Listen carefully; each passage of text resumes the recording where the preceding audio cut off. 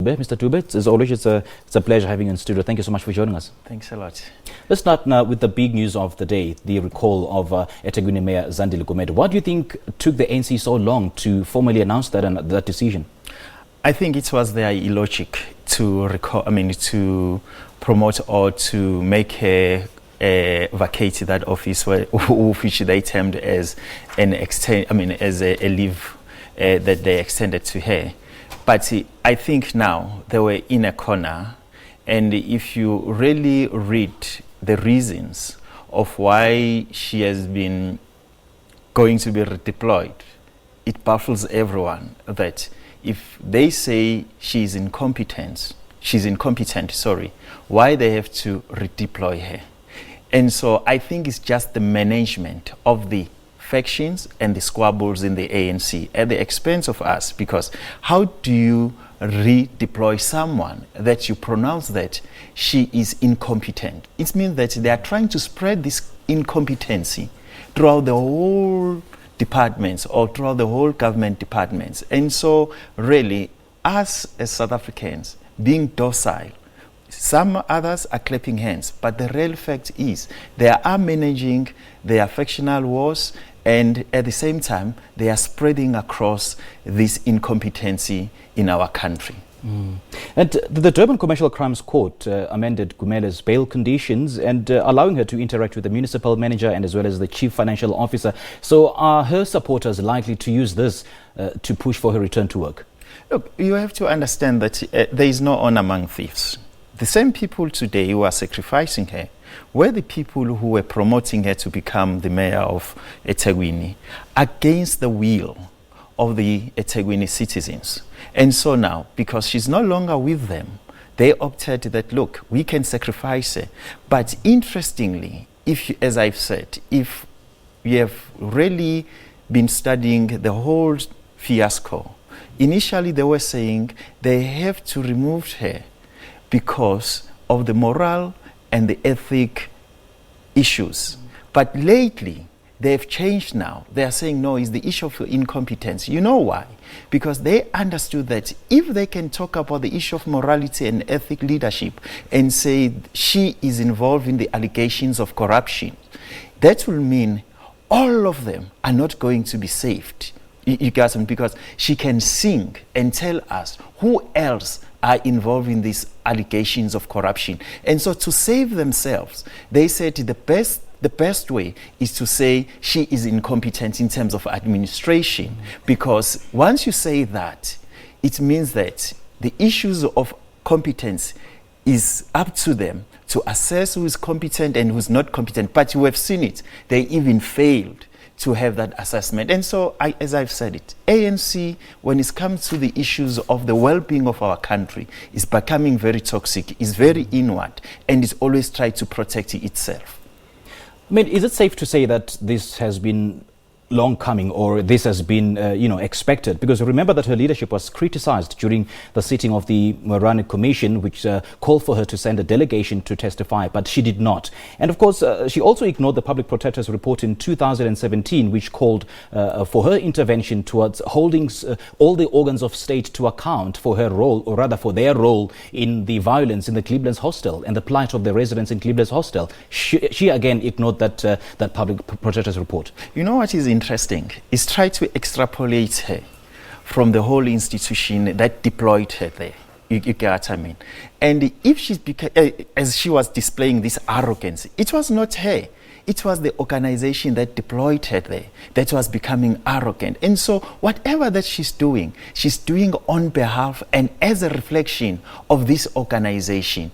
And so that's why at this time now is the same organization that we are going to redeploy you. The fact of the matter, she's not going to suffer. She's not going to have any problem in terms of her income or otherwise, because she's still part of this pack. But they decided to redeploy her to another position. And so here, I can say it, there is nothing that had happened. There is nothing that has changed. But what they've done, they've protected her from the public eyes and also to save their face, maybe to amend their conflict by removing her. And who is going to come is someone else. That I can assure you. As time goes on, another strong faction will say, we don't want you. And so this is just a whirlpool of recycling the incompetence, ANC managing its own infighting at the expense of our country, of which is not good. I mean, you talk of arrogance of the party, you talk of the party protecting her and taking care of her, you talk of factions within the party. I mean, it's very, very difficult looking at the ANC without looking at the party through the prism of factionalism. And I mean, it's safe to say that factionalism played a huge role in the hierarchical makeup of the leadership structure in that particular province. Now, Gumede has been linked with Zandile Gumede, who wields enormous influence in that province. But then, as this is happening, what does that tell you about the power and the influence that Zandile has in the province? You have to understand that, there is no honor among thieves. Because amongst thieves, what binds thieves is to destroy the well-being of those that thought that these people that we elected into the office will look us after. And then when they are there as a subculture of gangsters, they fight among themselves because of greedy, because they don't understand, they don't reach an agreement on how they are supposed, one, to distribute this loot, and also on the strategies of looting these coffers. And so we have to be happy as citizens if they fight, because the more they fight is the more they expose their evilness to us, and that's where we get protected. And so if Zandile was belonging to Sihle or is belonging to Mtumseni, for us as South African citizen, it becomes irrelevant. What we need to celebrate is that they are fighting, and as they are fighting, possible we might save the future of this country through their fighting. Any likelihood this might set a precedence for those who've been, involved in malfeasance? Look, we have been in this country of the ANC for the past 25 years. As you were talking about Derek Hanekom against Jacob Zuma, they have been comrades, they have been smiling, they've been telling us about social cohesion, talking about the issue that this is the brother's keeper and so forth. But look at the hatred to call someone a spy.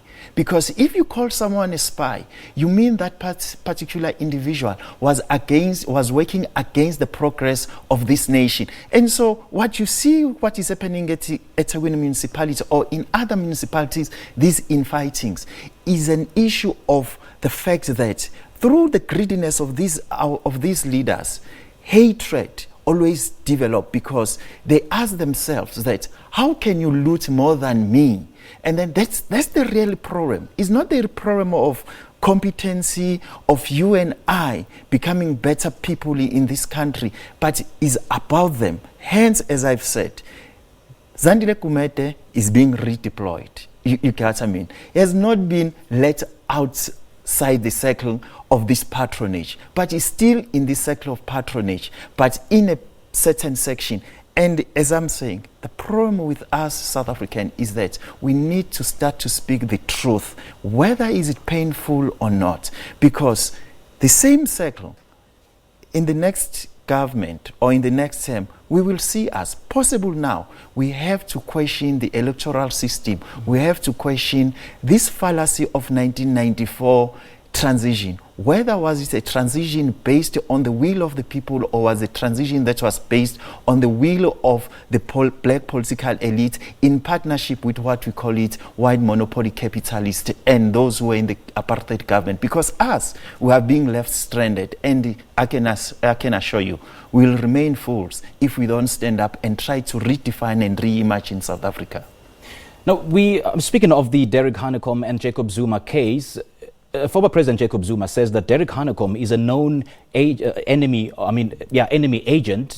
Julius Malema, on the other hand, is saying that Derek Hanekom conspired with the EFF to oust former President Jacob Zuma from office. And we are still yet to see a denial from Derek Hanekom with regards to that particular claims by Julius Malema, save for the fact that he just had coffee with an EFF official. And then on the other hand, he's now taking Zuma to court. I mean, how do you see this playing out? Look, let's have a kind of a history of this hatred in the ANC. Remember, we had a Heifer Commission where Meg Maharaj and Mo Sheikh, when they were supposed to account to the nation, they decided to attack Bulelani Ngcuka, and they say Bulelani is a spy. And on top of that, they made an alliance with NIVOD and a known apartheid killer to say, collaborate with us so that we can send our own comrade to the gallows. And even today, a number of people believe that Bulelani Ngcuka is a spy.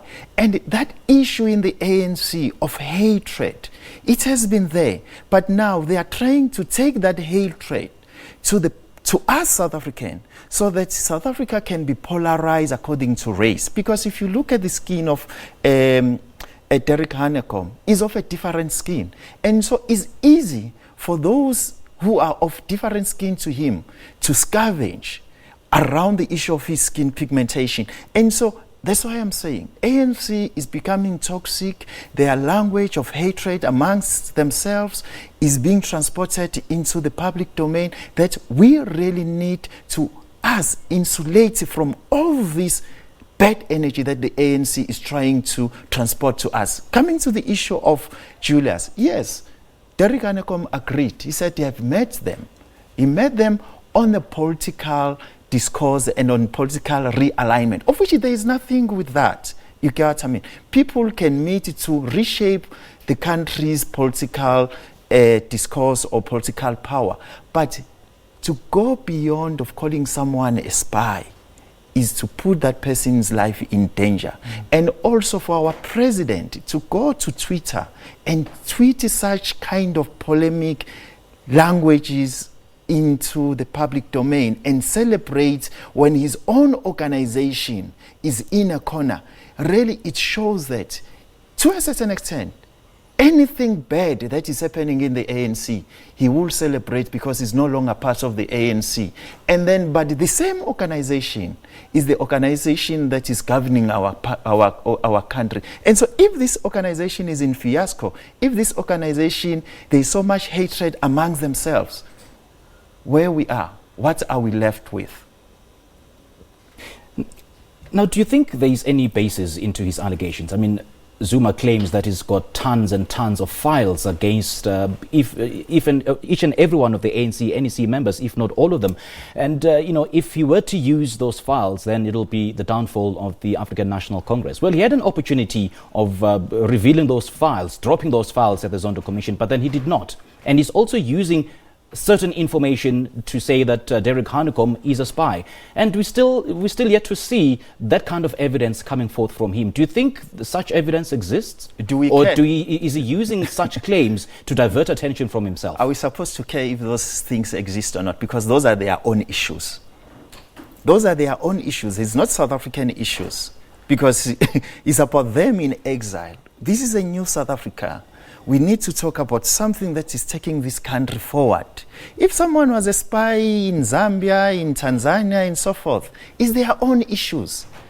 You and I, and the child who was born in 1994, is looking for a better life out of this. And so if them are traveling back to the past, it means that they don't have a vision for the future. And so how can we trust people who keep on taking us back to the past, knowing very well the pains that we have endured in the past, rather than for them to talk about how can we move forward and how can we solve the problems that are facing our country. Yeah. Because taking us back to the past really is not something that will ever help us. But after all, this is the ANC, this is the same organization that when the whole world was really depressed, crying about the death of Nelson Mandela. Yes.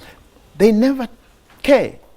They decided also to scavenge on the coffins of Mandela. You know the corruption that was there during the peril of Mandela. Yes. And so that's why I'm saying it's so painful.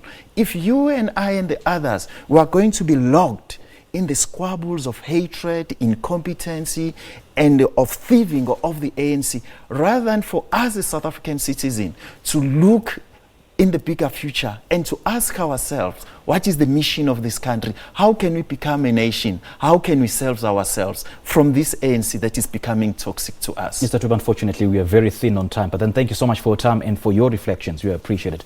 That was political analyst and commentator Xolani Dube just reflecting on the latest developments with regards to the African National Congress in the KwaZulu-Natal province, and of course Zuma's intention to oppose that motion moved by Derek Hanekom with regards to those spy allegations. This is SA Today on SABC News. We'll have more news.